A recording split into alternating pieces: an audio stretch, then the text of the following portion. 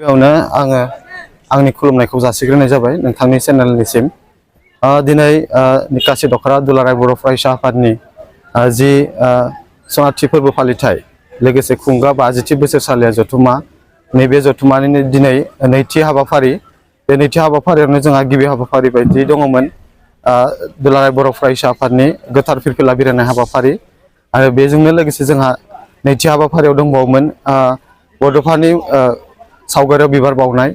लोगोसे जोंहा थामथि हाबाफारि दङमोन जोंहा मुंख्लंफोरनिसिम बिबार बावनाय। नैबे बिबार बावनाय हाबाफारियाबो जोंहा जानानै थांबाय।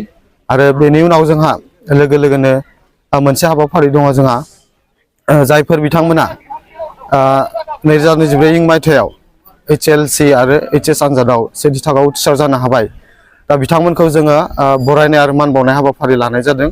दा बेयो जोंहा बेवहाय गाहाय आलासि महरै जोंहा मसलपुर फरायसालिमानि मानगोनां प्रिन्सिपाल डक्टर प्रियनाथ बसुमतारी बिथाङा बाहागो लाफैगोन। आरो जोंनि बाक्सा जिल्ला दुलाराय बर' फरायसा आफादनिनो मानगोनां सोलोंथाइ नेहाथारि लोगो गाहाय नेहाथारि उपेन बर' बिथाङा बाहागो लाफैगोन होननानै जोङो मोनथिना मोन्दों।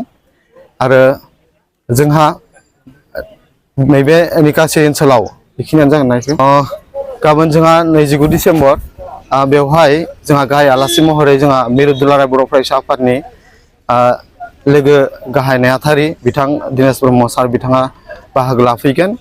आरो नैबे मेलखौनो बेखेवना होगोन जोंहा BTRनि CEM मानगोनां प्रमद बर' सार बिथाङा बाहागो लाफैगोन होननानै मोनथिदों। बेजोंनो लोगोसे जोंनि नैबे निकासि ओनसोलनि बर' थुनलाइ आफादनि मानगोनां आफादगिरि नेहाथारि थागोन, आरो बर' आइजो अनसाय आफादनि मानगोनां आफादगिरि आरो नेहाथारि। लोगोसे जोंहा बर' बिमा गौथुमनिफ्रायबो जोंहा हांख्रायनानै लेंहरनाय जादों, आरो मेलेमजिबि बिथांमोन आरो समाज सिबियारि बिथांमोन, लोगोसे जोंहा नैबे ओनसोलनि रायजो राजा बिथांमोन गासैखौबो लानानै जोङो नैबे निकासि दख'र दुलाराय बर' फरायसा आफादनि जि सनाथि मायथाइ फोरबो फालिथाय बेखौ जोङो लैहोर लैहोर जोङो गाजा गोमजायै जोङो बेखौ खुंनो थाखाय जोङो थियारि खालामनाय जादों।